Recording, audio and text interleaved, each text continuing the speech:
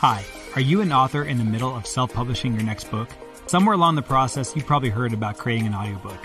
You've been encouraged to make an audiobook. You know friends who've made the investment in creating an audiobook, but you can't bring yourself to get started because getting into the technical weeds just seems too daunting. But what if we could take that all away?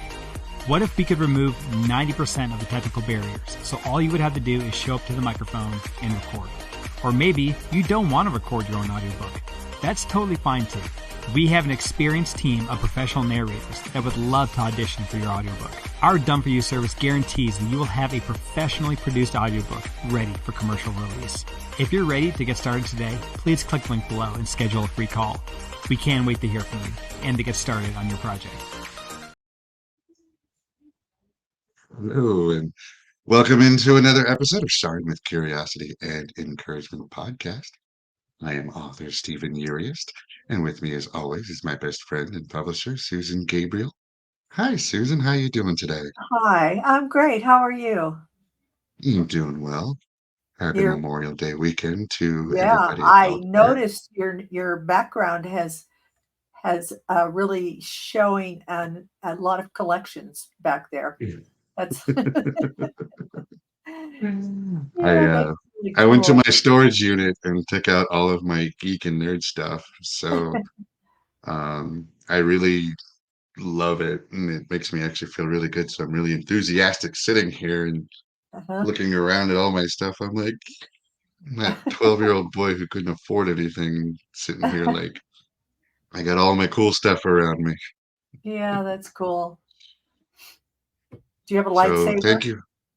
Oh, I've got two of them, the green one and the blue one right behind me. Okay, yeah, I Absolutely. see. Yeah. Above me is the Millennium Falcon. So I even I even have a dinosaur that growls every now and then just to keep me on my toes. Tyrannosaurus Rex? Yeah, you want to see her? Yeah. Oh, that's really a good one. Wow. And she can also Wow. Shades of Jurassic Park. it is the Jurassic Park. It is the Jurassic Park T-Rex. Yeah, it looks like it. She- Very She's cool. staring right at me. Oh, how fun on a 3-day weekend here. Yeah. Um, to all of our fallen service members who gave their life or served in our country and are no longer with us. We remember your service at this time on Memorial Day, and thank you for everything that you gave us for our freedom here in America. Yep. Thank you to everyone who's serving now and who has served in the past. I'm Absolutely. very grateful. Very grateful. I'm grateful myself. Today we have a very special guest with us. Her name is Erin Baer. She is the best-selling author of You Are More Than Your Sport, Balancing Life, Mental Health, and Identity as an Athlete. So without further ado, let's bring her right to the stage. Erin. Hello, Stephen Hi, and Susan. Erin. Hi, thank you so much for having me today. Oh, and to be You're clear, most certainly that's very not one. welcome. That is not one book because it looks like all one book, but that actually, to be clear to our audience, is 4 books. The names that is 4 Uh, books. Oh, no, that's No, one. no, that is Oh, one. you are more than your That is one sport, book. balancing life, Yeah, mental health, and all of that, and identity as an athlete. yeah. So Oh the title. my! Correct. Wow, that's a very explicit title. Tells you really what's in it. So I'm anxious to hear more about that one. But I do know you've written other books as well. Yes, So that's I'd like to get into some of the others also. definitely. Let's go right into it. Tell us about your book. Yes, awesome. So You Are More Than Your Sport is my most recent. It was published on March 22nd, and I actually have to rewind a couple of years. So back in 2022, I went under 5 different surgeries for different things, nothing related to being an athlete or a sport.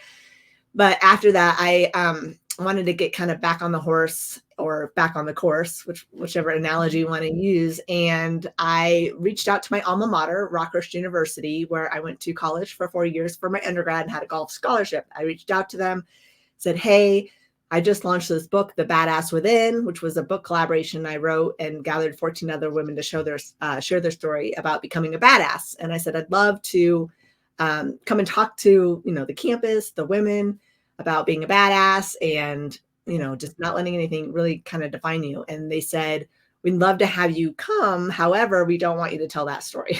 And I was like, okay, well, what story do you want me to tell you? And so they said, we want you to share your story for Mental Health Awareness Week to our student athletes about your time on campus, about navigating life as a student athlete and what you overcame. And I was, because I was so used to speaking on stage about domestic violence and sexual assault and being a badass.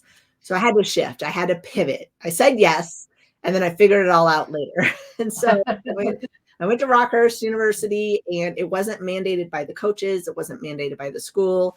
And over 250 student athletes showed up to hear my story about being an athlete and how to navigate college life with, the stresses of school and the stresses of your demands as an athlete. Because as you grow up, we're taught you have to be a superhero. You have to have it all together. You have to be strong. And, if you get knocked down, you better get back up, dust off the bruises and keep on bleeding, but keep on going.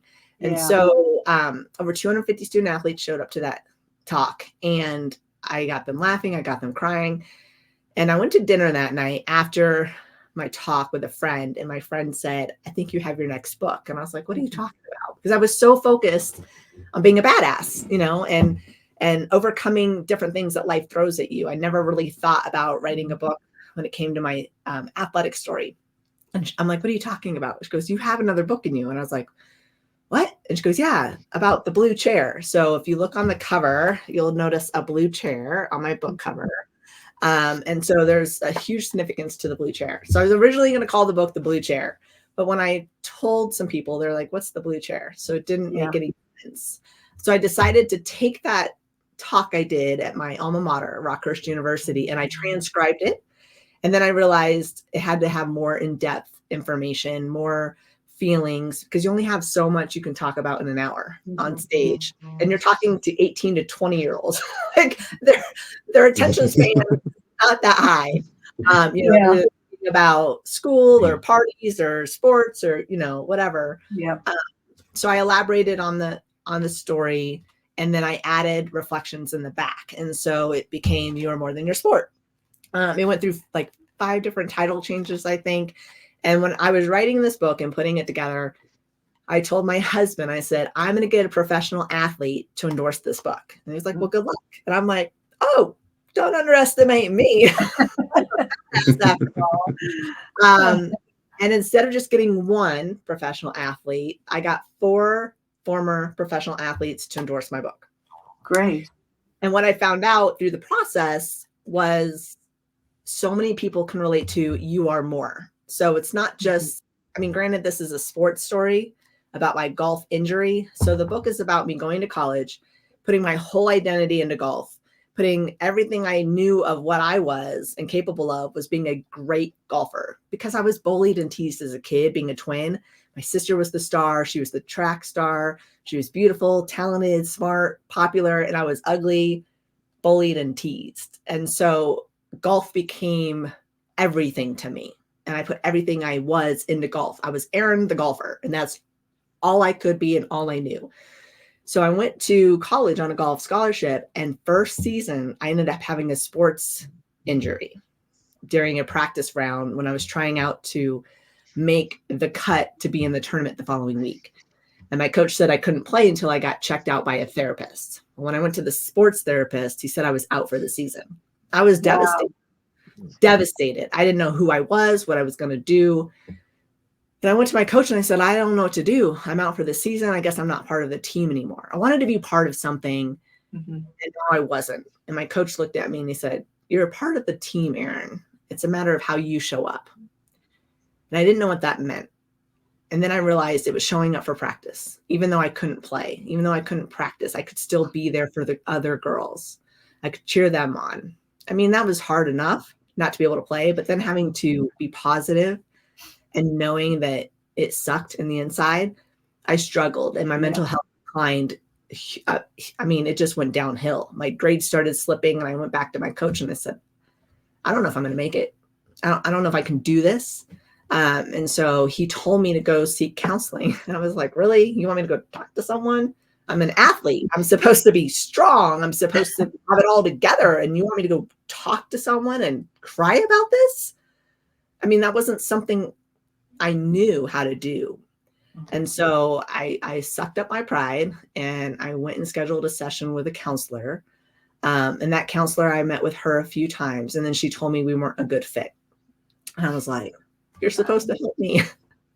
You're rejecting me. She goes, why? Fit for you, you know, like I was rejected my whole life. And then I was rejected by my sport from an injury. Yeah. And, you know, it was awful. And so she sent me to another therapist in the counseling center. And his name was Dr. Darden. And he was a basketball player in college. So he understood how to navigate life as a student athlete, both academically and athletically. And it led me to the blue chair. So that's what this book uncovers is my injury, my feelings from the injury, what I struggled with mentally, my identity, because I thought that I was just Erin the golfer, and now I had to just be Erin, and I didn't like that. I didn't want anything to do with that. And he taught me, you know, not to give too much away of the book, but that I was more than my sport. Mm-hmm. You bring up an amazing point with athletes and mental health. Too many times, a lot of our athletes, we view them as, you know, on a pedestal. And a lot of times they take that identity and they house it in and they don't actually incorporate those feelings of emotions that we all get as people. I think there's a stigma that goes along with mental health and talking to a therapist, especially with athletes. In your opinion, how do we overcome that stigma of mental health, especially with athletes? So I think the biggest thing, and all of us athletes know it, whether we recognize it or we admit to it, our coaches are there for our best interest. They're the ones who picked us, right? I was scouted in high school by my Coach Capra, who was my college golf coach. And he picked me for a reason. He saw something in me that he knew I had, regardless of if I played well in golf. He liked how I carried myself. He kind of knew of my past, you know, when we talked about the golf scholarship, and he had my best interest in heart. So to him, I was already a success. I could never do wrong. I could never disappoint.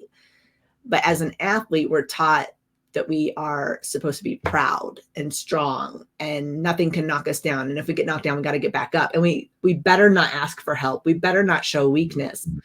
And when I was struggling, I didn't know what else to do because I didn't want to disappoint coach. But in reality, at the end of the day, I didn't want to disappoint myself because I had been told I was a disappointment for so long in my life.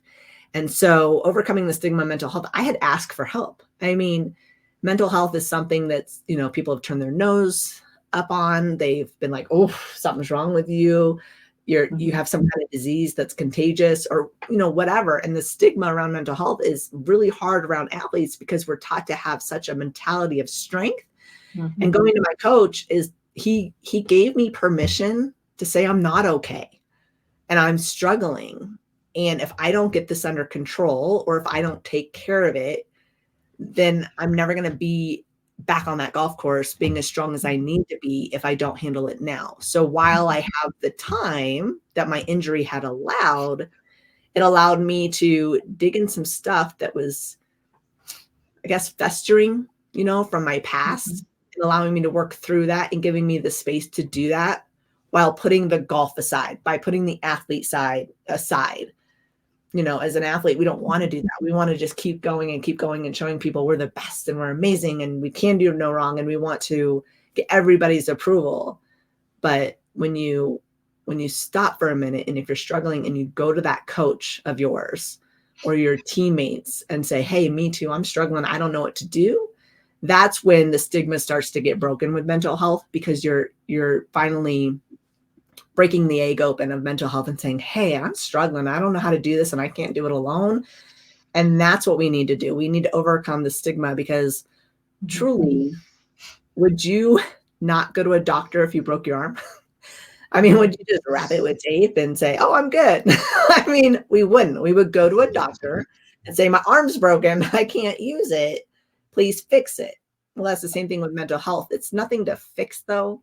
Mental health isn't something we fix. It's something we work through, and we learn to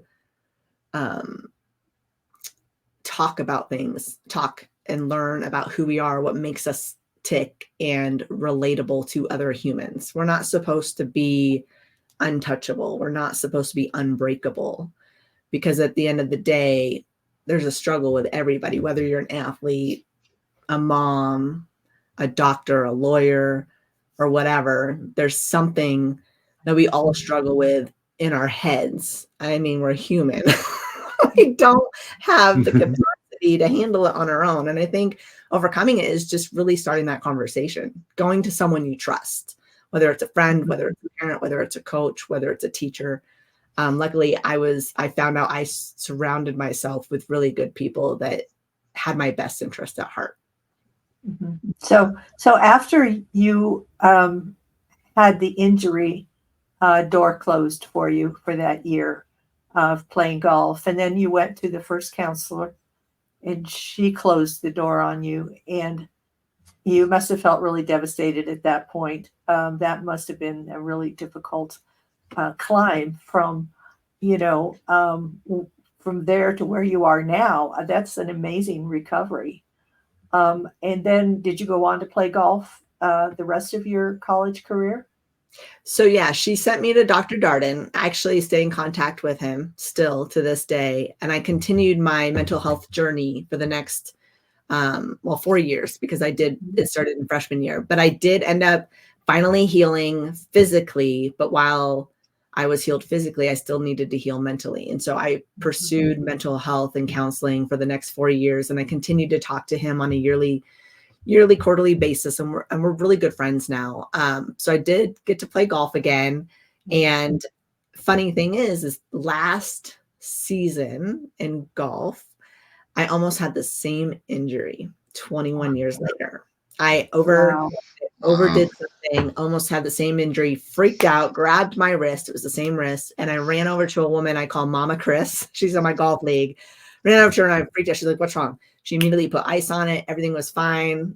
Because I was playing a really good game, just like I was when I got hurt. And I was like, and talk about PTSD, man. 21 years later, it came back up, and I was like, I had to remember all the tools that I learned. And luckily, I'm fine. I didn't have an injury. I wasn't out for the rest of the season. Thankfully, it was like the second or last game of the season, so I did get to play. Wow.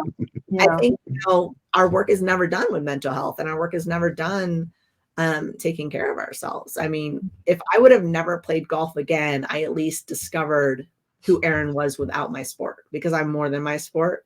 I'm a speaker, I'm an author, I'm a motivator, whatever it may be. But we're always taught to, we're always asked, what do you want to be when you grow up? What do you want to do when you grow up? It's never, hey, how do you want to be as you?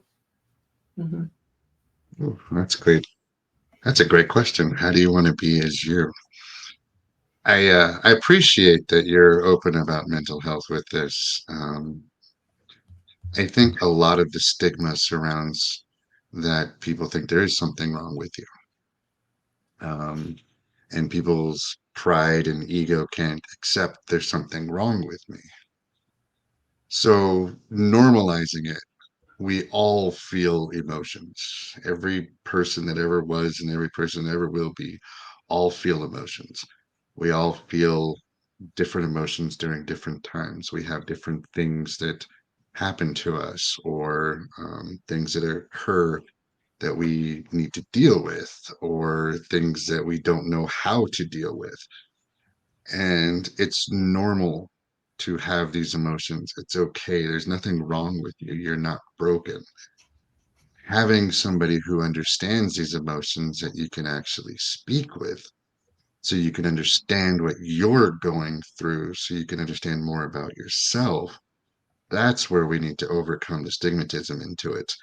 Um, so anybody out there going through mental health issues, it is okay. You are not broken. Find somebody that you can relate with, somebody you can talk to, and just open up, allow yourself to be a little vulnerable and Mhm. deal through these emotions. So we know you play golf, I just out of did. curiosity. What other sports do you play?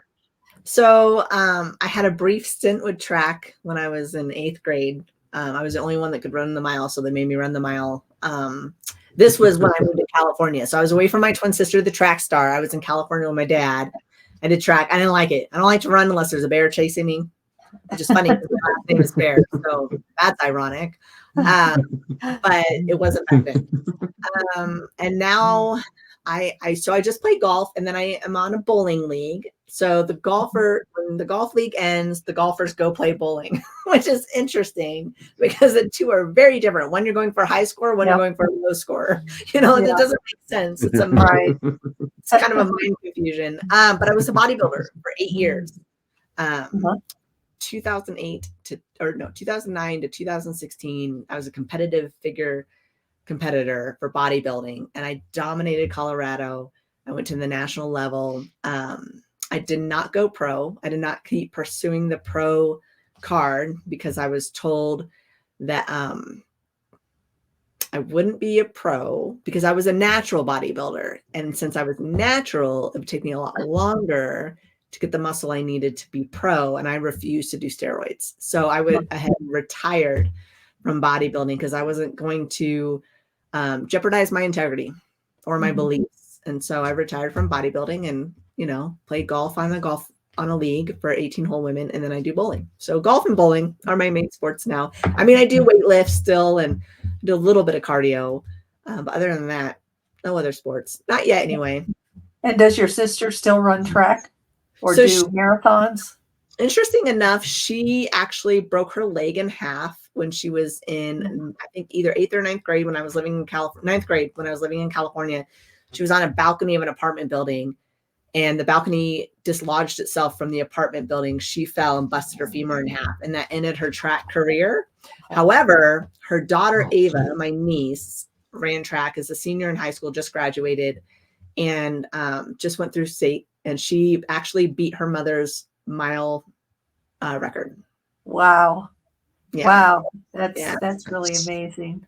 Yeah. I'm really proud of my niece. My sister had asthma or she has asthma. So she ran the mile back. I mean, that's, you're talking 25, 30 years ago, she could run the mile in 5.27. And that was, they've got a lot of different technology now. Yeah. 5 years later, her daughter did the mile in 5:19. And she does not have asthma. Wow. So yeah, it's pretty incredible. So we have a bunch of athletes in the family. My dad ran track and my dad's a golfer. But a lot of our siblings and stuff didn't really pursue athleticism or sports. So it's very interesting that we did. Yeah. Yeah. And it's interesting that, mostly they're individual sports, not necessarily team sports. And a lot of times people don't think about that. When they think sports, they're thinking baseball, football, things like that. Yeah. So, but, and I would think that in a sport, like an individual sport, like golf or bowling, whatever it is, that I could see how that can be even more devastating when you lose the ability to compete, because it's like that was your thing. You were an individual competitor, and that is gone from your life, and at least for a while. So I can definitely see how that would cause someone to feel, like they've lost themselves, lost their personalities, or maybe didn't know in the first place. So do you feel now like that's a blessing? That I was had the injury? Yeah. I do feel that it was probably the best thing that could have happened to me at the time. No, my life was Of over. course not. I was a nobody. Growing up, I was just Erin, and I hated it because I was bullied, I was teased, I was tormented. And then, of course, I pick a sport that everybody hates, golf, right? You don't play golf. Yeah. And there's a stigma around women golfers back in the day, which has obviously been proven wrong now. But I mean, let's just add fuel to the fire of being bullied. Let's play golf, Yeah. Getting that injury. Yeah. I mean, it was the best thing that could have happened to me because it did lead me to the blue chair. It did lead me to ask the tough questions of like, who is Erin without golf? Like, and will she be okay with that?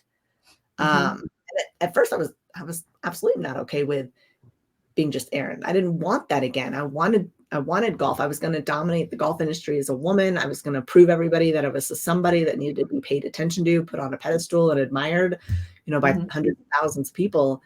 And having that injury allowed me to learn I have leadership skills. I have speaking skills, and I can be a part of something without necessarily telling people I'm a part of something. And now you can speak to others and help them realize that they're more than their sport as well. So, it definitely, I can see as a blessing to other people in addition to yourself. Yeah. When I wrote this book, it was originally for athletes, just athletes. That was my target. That was my niche. But come to find out, people have read the book, and I have a friend that does sales, and he hasn't read the book, but he watched my talk, and he was like, "Oh my gosh, I'm so much more than my sales numbers, or police people, so much more than the crimes that I solve." So it does really relate to so many. I just happen to use a sport analogy, and most people can relate to some kind of sport analogy, which is pretty cool. Well, it's one thing with pride and ego for ourselves is that we do see ourselves differently, and a lot of times we will add monikers to ourselves that describe who we think we are. Author or athlete or speaker or whatever your job title may be. And people tend to forget that we are more than that. Just like you say, you are more than your sport. I've also come to notice with society that when it comes to sports athletes, we like them when they are providing their entertainment for us. However, once they stop being useful, we kind of push them to the side and forget about them. So how do we as society do better at taking care of our athletes? I mean, that's a tough one. We're just people. We're people like everybody else. We just happen to be in a sports arena. Doesn't mean we don't have anything else we can provide. For me, I can be a good friend. I can be kind. I can be passionate. I can be empathetic. I'm just someone who happens to play golf and teach golf. It's not everything I am, and that's not all I have to offer to the world. So I think getting to know our athletes at a deeper level, asking different questions that are outside of the sports arena is important, because we as athletes, or at least for myself, and I'm pretty sure most athletes can relate to this, is that we feel like we're only good for you if we can provide you, obviously, like you said, the entertainment, or, if you're making a bet and you win on that game, right? We put so much value in entertainment, especially in America, entertainment, whether it be celebrities and movies, athletes, we put so much emphasis and value on that versus who are you as a person, and what do they do when the camera's not on? What do they do behind closed doors? Who are they? Are they struggling? Are they making an impact within their community? What are the different interests of them? Because at the end of the day, at some point, athletics or athletes' bodies are gonna stop working. They're gonna break down, and they're not gonna be able to perform like they used to. And then at the end of the day, who are they? So I think just And with athletes, the body breaks down. I agree with that 100%. And with athletes, the body breaks down faster than somebody who's not athletic. Even though they're training their body They're still exasperating those muscles, and they're exasperating those movements that the body does wear down. And I agree with you exactly to the point where don't see them as their sport. Yes, they're entertaining. Yes, they're fun to watch, but know that they do have outside interests. Know that they do have families. Know that they do go to bed at night and wake up in the morning. You know, all the same things that you do. So I appreciate that you brought that up in there. Yeah. We can admire them, right? We can admire them for their skill and their talents, that they show us what they have. But at the end of the day, let's be their friend. Let's support them in the other areas of their life. Because at the end of the day, that's what we want as regular humans. We need to also show that to athletes and celebrities. I also want to go back to what you said about coaches, and where you said you were able to go to your coach, and your coach was a good coach and was able to actually listen to you and understand what you needed. We need more of that as well in society. Coaches that are dependable, that people can go to, and they're not just using you as an athlete. They're not just using you for your skills, that they actually see you as a person. I think oftentimes coaches, especially at the high school level, want so much to try and get to that next level in coaching that they will tend to not care about the kids, and they'll just push them to the point where they're getting wins or they're getting the notoriety of everything. And I think we need to shy away from that as a society as well. I agree. I mean, so I went to 4 different high schools, which is crazy. And I was on the golf team at each one of them. And I had phenomenal coaches. But so like freshman year, I was on a boys team for golf. And I do talk about that a little bit in my book, I think. And I remember being one of 2 girls on the boys golf team, and I needed a ride to practice. And none of the boys would give me a ride to practice. So I lugged my backpack from school, and I walked from school to the golf course, which was probably 2 or 3 miles away. And I got there, and coach was like, "Hey, you're late." And I was like, "Well, I didn't have a ride." He goes, "Well, why didn't you ask your teammates?" And I said, "Coach, I did ask my teammates, and they wouldn't give me a ride." And at that moment, he stopped practice, and he looked at all the boys and said, "If she ever asks for a ride, you have to have her back. She's your teammate, and you take her to practice. No questions about it." And I was like, so from that day forward, when I needed a ride, I got a ride, because that coach was like, it doesn't matter if she's female or not, she's a teammate. And you can't, disregard your teammates. So I had a good coach then. And then sophomore, junior year, I was the star. So I was at different high schools on a female team. I was the star. So they paid attention to me, and they were smaller schools. Well, one of them was smaller, one of them was larger. So the coaches were pretty good, but they wanted to really use my skills and talents for their own notoriety. So that was hard. But I was just so glad that I was being paid attention to. I was written in papers. I was talked about. And then senior year, my coach was awesome. It was a smaller school. I was written in papers. I was the star of the show. I medaled. I was team captain. But he still wanted to make sure I got to college because I wanted to go to college on a golf scholarship, not because he wanted me to go on a golf scholarship. So most part, I was lucky, but it was also 21 years ago, right? There wasn't club. There wasn't all of these other things that are for athletes now in the summertime. It was, you had your one season. Now it's like all year round, which I still don't understand.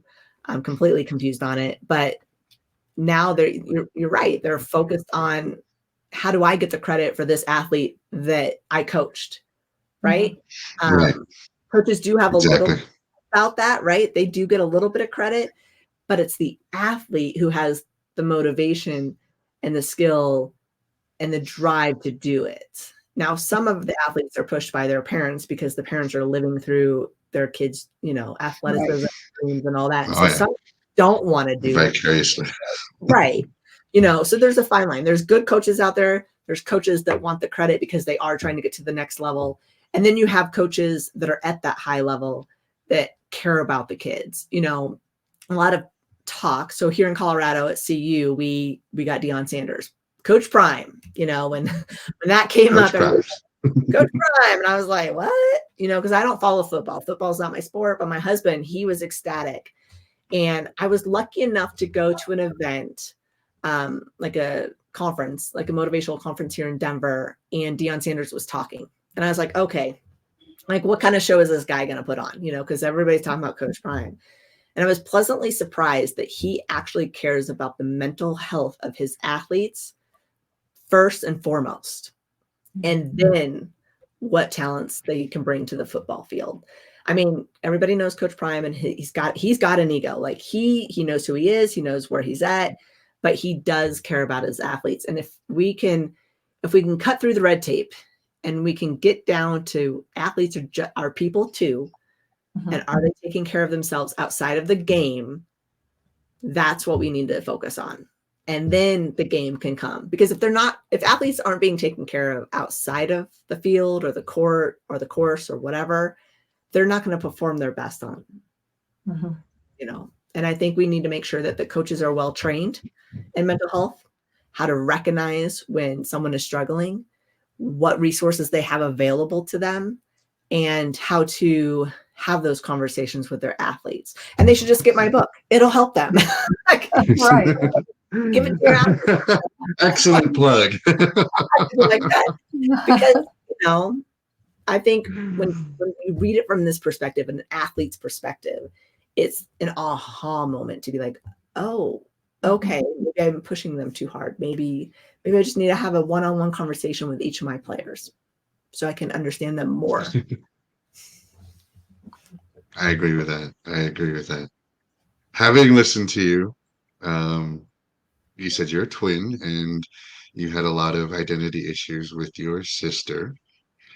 And from my understanding, you guys lived in separate places for a little while. We did. What advice would you give to your younger self, knowing what you know now, hearing what you had growing up? So what's But interesting. I want you to preface this. Okay. In giving advice to our younger generation now. Well, first of all, I'm glad I didn't grow up with social media and all that. That nonsense. That would have been awful. Yeah. I would have listened to my mom's best friend more clearly. And I say that because my mom's best friend just adored me. I had certain people in my life that adored me and saw something in me that I didn't necessarily see in myself, but they saw it. And my mom's best friend kept telling me, I'm a late bloomer. I was like, what are you talking about? I didn't know what that meant until, 20 some years later. But I think I would have taken that, and I held on to that. I mean, granted, I held on to I'm a late bloomer. So I always constantly said, well, I'm just a late bloomer. But it wasn't I'm a late bloomer. It was I'm a late bloomer. When am I going to bloom? When am I going to bloom? So the advice I'd give to my younger self is don't worry about when you're going to bloom. Worry about where your roots are planted. Because your integrity, your character, your values, that's what's important. Do not compromise who you are. That's the advice I'd give to my younger self. Yeah, I think that's really good advice. I agree. That was absolutely beautiful. That's going to have to be a short in that one because more people need to hear that. And I just absolutely that too. Resonate on that. I've never said that before, so hey. But I think that would be it. That would be it. Very nice. So you are more than just your sports, but you also have a few other books. I do. Let's go into some of your other books and tell us about those because you said you were a badass in one, and what are your other ones? Yeah. So my first book, I didn't want to write. I never thought I was an author. I was always told my grammar was awful growing up. So I'm a believer in the higher power. And in 2018, I kept getting this nudge of like, you need to write your book. And I was like, nope, not going to write it. Don't know. Nope. English was never my strong suit, even though it's my first language. I just, because I was in speech class. And so every time I had to go to speech therapy, because I couldn't say my S's and Z's, it was always from in phonics and English. They always pulled me out of the important classes, not math. They could have just pulled me out of math. I didn't. Yeah. You don't need that later on. So I kept getting a nudge and I kept getting a nudge. And I was like, I am not writing my book. Like, God, you can stop now. And then in 2019, I heard it very loud and clear. I think I might have been sitting in this office, and he was like, you're going to write your book. I was like, okay, heard you. So my first book I wrote in 4 months. It poured out of me. I didn't want to write it, but I did. And it's called From Beaten to Badass, My Journey of Broken Blessings and How I Became My Own Hero. And this is my story from being born all the way to 34 years old. And I talk about the people that were put in my life that gave me the gift of a piece of my character, whether that was strength, integrity, faith, self-acceptance. And I pin a person to each one of them. And then I talk about my abuse. I was raped and beaten by an ex-boyfriend. And then how did I get out of that? And so this book has been sponsored in over 680 shelters across the country and 2 international. So this book has become a survival guide. It has saved lives. It has changed lives. It has shown people that they too are a badass. So I'm very proud of this book. And I thought, maybe I'll write another book. Maybe I won't. A couple of years go by and I wrote this book, The Badass Within. And this book is a collaboration where I wanted to write another book, but I wanted to give other women their voice. I wanted other women to know that their voice is their most important attribute, because we've been silenced for way too long. And I wanted them to share their stories of strength, hope, and courage. And so I gathered 14 other women for this book. So my first book became a bestseller. This one became a bestseller and a #1 new release. This book is amazing. It's so many different stories. I talk about my infertility journey in this book, where I had ended my first book off with my infertility.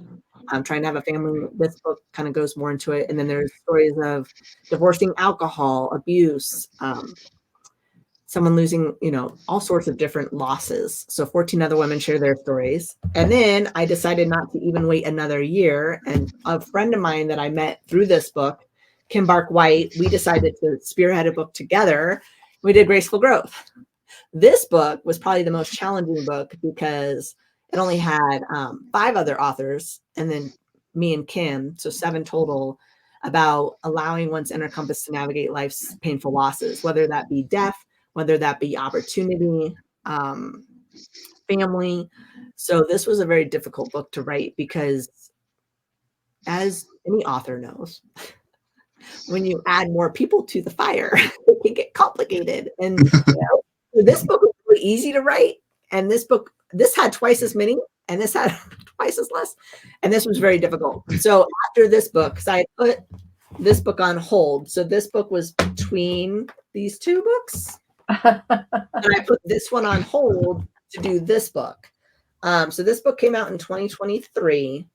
And then that's when after that book was published, I'm like, okay, I'm going to finally do my second solo book. So this book. And then I wrote a book with my dad called The Homeless, where he interviewed homeless people in Oregon. I wrote the foreword and epilogue for that and published it myself. And it's an amazing story. And then I've been in 6 other books. So all of my books are nonfiction. They're true stories. They're about overcoming, about resilience, showing that we do all have a connection somewhere, somehow. We just have to give ourselves time and permission to find that common thread between us humans. Because with social media and our phones and the internet and all the noise, we forget at the end of the day, stories are what connect us. That's fantastic. I'm actually glad you brought this up about faith. So just out of curiosity, what role has God played in your life? So I did not grow up in a religious household, but I was the kid that woke up at 5 a.m. every day. And okay, for you millennials out there, you don't know this, but we only had like 3 channels on TV. And I would go to the TV at 5 a.m. and I would watch Jane, I'm pretty sure it was Jane Fonda and the 2 other leotard women, you know, in the leotards and the headbands and doing their aerobics. And then, you know, the TV would go blank and you had these lines and it wouldn't turn back on until like, I don't know, 8. So, my mom didn't want me to wake up the house and my stepdad didn't want me to wake up the house and everybody was sleeping because they'd sleep till 10. And I was bored out of my mind. And our neighbors, Margie and Dave, they would go to church. And our front yard and their backyard, we had a path. Like we'd go visit them and they'd give us brownies anytime we visited. And I just became very fond of them. And one day they invited me to church and I went to church and it was something to do on a Sunday morning. I got brownies. I got brownies. They're my favorite thing.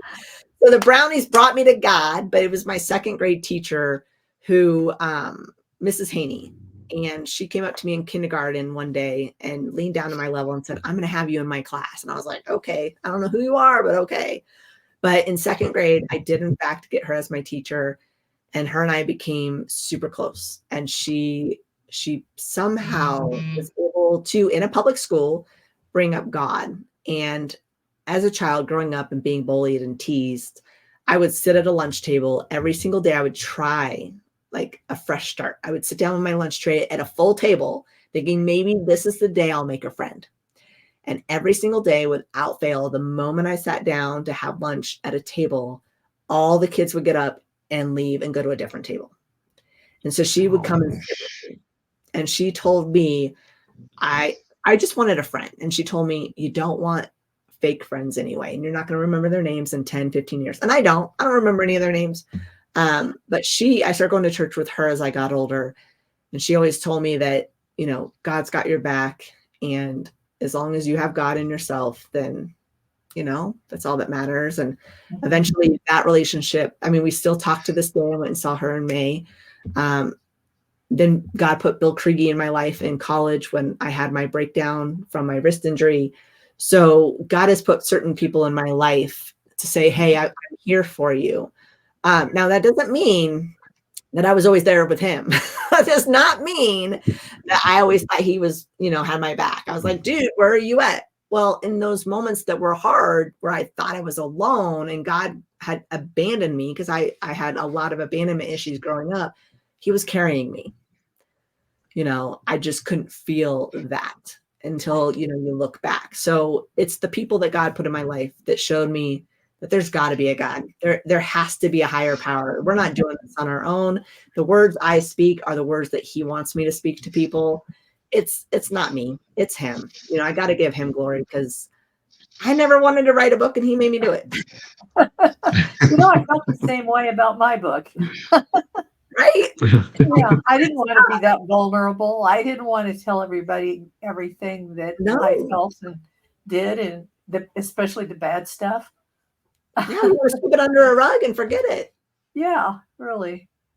He's got his way, man. If he wants you to do something, he will keep telling you to do it until you do it. Yeah. That was fantastic. And a lot of people who know me and know my journey knows that I'm coming back to God. And the only thing I can say to people out there is it is your own journey. It is your own, move at your own pace. You're going to discover things as you need them. You're going to change as you see fit, and you're going to develop your beliefs. And it all has to atone to a higher power. But we're running a little short on time, so I wanted to ask you a few things on where do you see yourself in the next year? Well, if God has revealed any part of his plan for me, as I hope he has, I hope I'm just, you know, not winging it. I see myself being a very renowned, in-demand speaker and pouring into people about You Are More and my talk, because mental health, the stigma around it, it needs to be broken. We need to crush the eggshells that we're so afraid to walk on. And I want to be on stages multiple times a month, speaking into people, whether it's corporate events, women empowerment events, men empowerment events. It doesn't matter to me, but I want to get the message of you are more, and really starting that conversation in mental health, being that speaker that people desperately need to hear from. That's where I want to be. I want to be touring the country and eventually the world and just pouring into people, because my income is impact. Granted, we all need to make money, but I want to make an impact. I know that I was put on this planet for a reason. I thought that was for golf. Golf was just the vehicle to get me to see what my true purpose was. Yeah, yeah, absolutely. That's the way God works. You know, he takes us on a journey, and we can't see around the bend. We can only really see what's directly in front of us. And if we try to guess or try to plan our own journey, it doesn't work. We never quite make what we think we're going to do, and we find out we don't have the control that we think we have. And my personal problem was, as I grew up, I thought I had control. I always wanted to be in control. I wanted everything in control. I found that I couldn't control it. It was, really, really hard. It's really hard. But then once you find out that it doesn't matter if you don't have control, because God's got control. And, that's the most important thing in my life right now, is just knowing all the time that God is in control. And I don't have to, I can let go. I don't have to worry about it. Amen. I mean, Yeah. Isn't it true? Like when chaos hits and you allow the storm to come, when it all calms down and it falls into place. Mm-hmm. Yeah. Yes. Definitely. But we're so afraid of that chaos, right? We're so afraid Right. of the noise and all of the things. We're like, if we try to juggle it, we're eventually going to drop it. Well, then that's when it falls. Yeah. But it's so hard to remember that, because I want control of everything. Me too. I finally got into the habit of doing something that helped me relinquish control. And that was, I created a folder on my computer desktop called God's Inbox. Oh, And I love that. when I had a problem, I would write it out and then I would put it in his inbox. And then I would remember, if I started worrying about it again, I'd remember, wait a second, he can't work on it if I take it back out again and start, worrying about it. So I've got to leave it in the inbox, leave it alone, and let him handle it. And I love psychologically, it's kind of a good way to handle somebody like me who wants to constantly be in control. I have almost a similar thing, and I need to use it. So you just reminded me. It's a little tin box, and I got it at the dollar store, and it says "God's got this," and inside is a little pen and a little pad, and you're supposed to write whatever and then put it in the tin. Yeah. I need to use it. But I heard a guy say one time, it was like a TikTok reel or something, and he was talking about how his son wasn't doing what the parent wanted him to do, and how am I supposed to make my son do these things, but he's not doing it. And he said he finally realized that it's not his problem to solve, it's God. So he would say, "Hey, God, you have a problem." Like, hand it over to God. Right. You have a problem. So I've done that. I'm like, God, you have a problem. You need to fix it. Right. Exactly.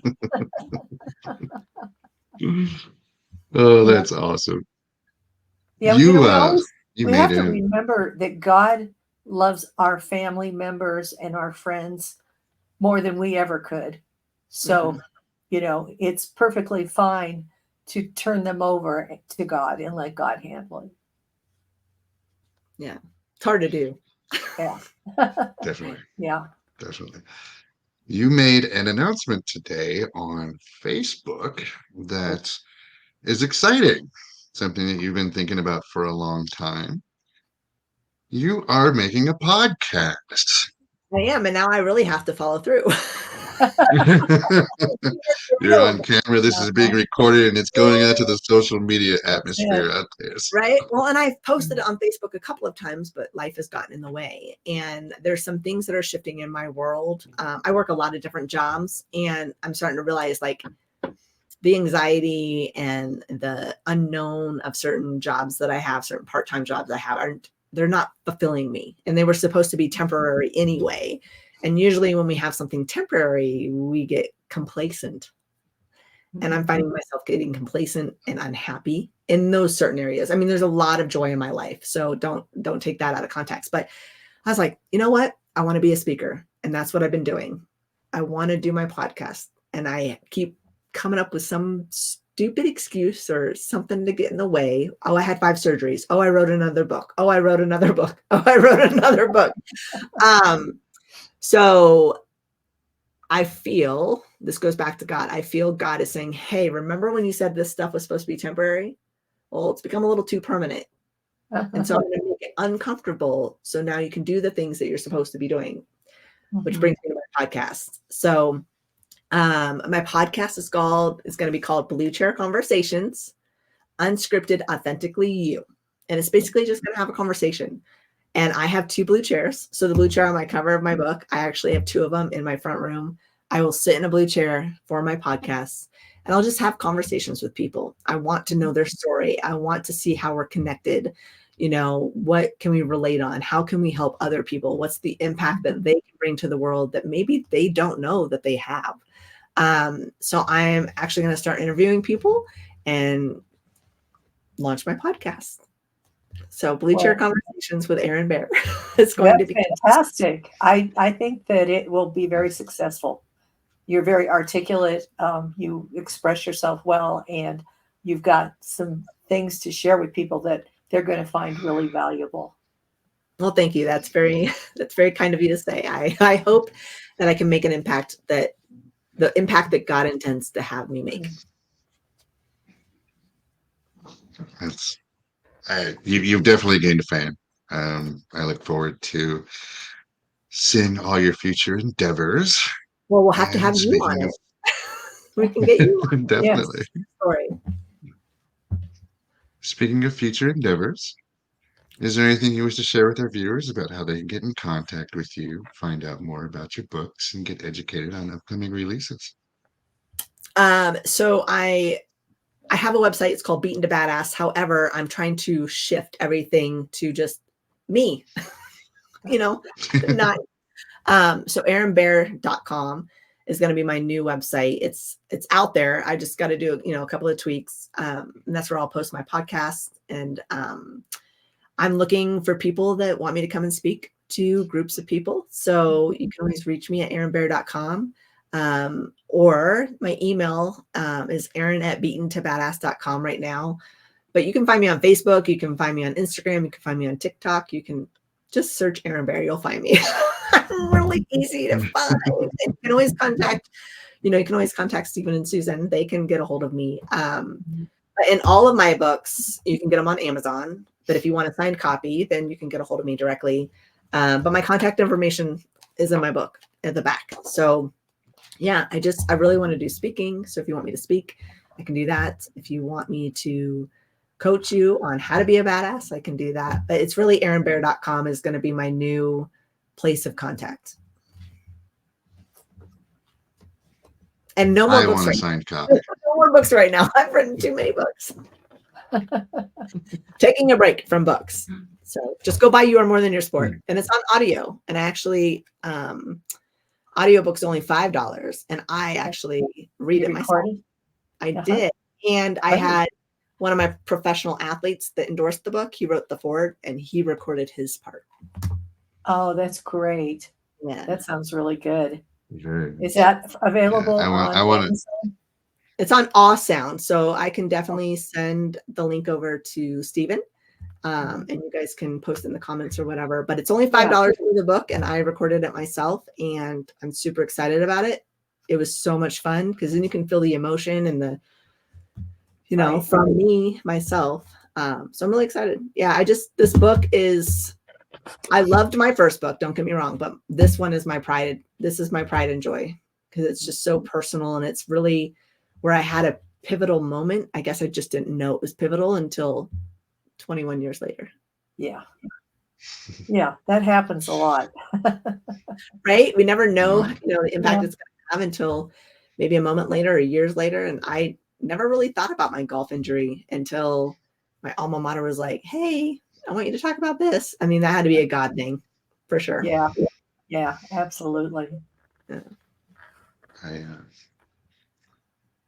I am so happy that you were able to come on today. I think you and I have been Facebook friends for about a year now. Has it been that long already?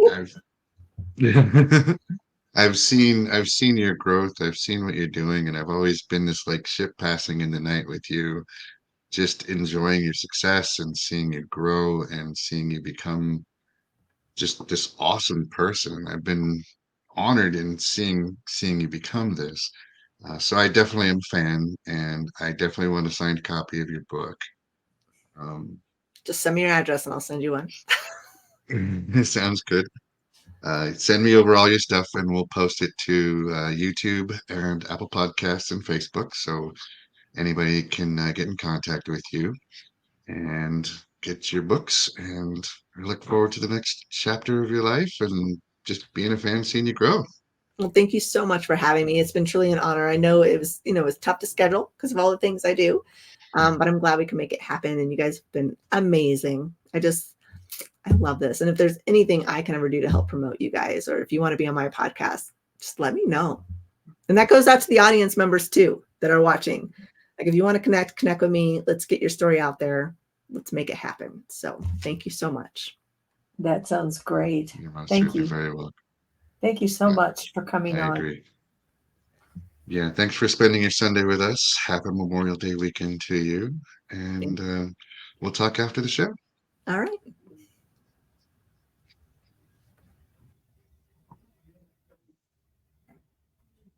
What an amazing person. That was, wow. Yeah. I started from zero there, zero information about her, knowing absolutely nothing. And I'm very impressed. By the end of the show, I realized she's really had an interesting journey. She's as she talked about the roots, I can definitely see that, she's allowed her personal tree to grow deep and create roots, and which results in the good character and the way that she is able to share with other people and inspire people. I just think that's fantastic. No, just very inspiring on so many levels with things that I'm so glad we were able to have her on this weekend and spend her Sunday with us. And man, she's gonna have a bright future ahead of her, and she's gonna inspire a lot of people out there. Yeah. Well, thank you everybody for watching Shine with Curiosity and Encouragement podcast. Thank you for spending your Sunday with us. I want to wish everybody a safe and thankful Memorial Day weekend, and be safe, eat some good food, and we will see you guys next Sunday. Bye. Bye. Ever dreamed of seeing your name on the cover of a book? As a book publisher, we understand the challenges of self-publishing. If you're lost in the process, wondering about illustrators, book coaches, or formatting issues, worry not. At Soul Sunshine, we're here to guide you. Let's turn your dream into reality. Contact us to get started.